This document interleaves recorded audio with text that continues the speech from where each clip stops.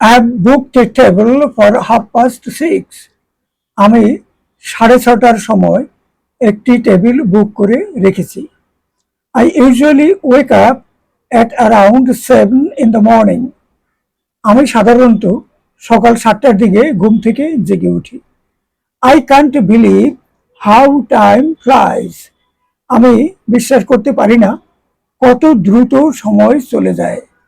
I have spent all day doing absolutely nothing. আমি আজ সারাদিন একদম কিছু না করে কাটিয়েছি।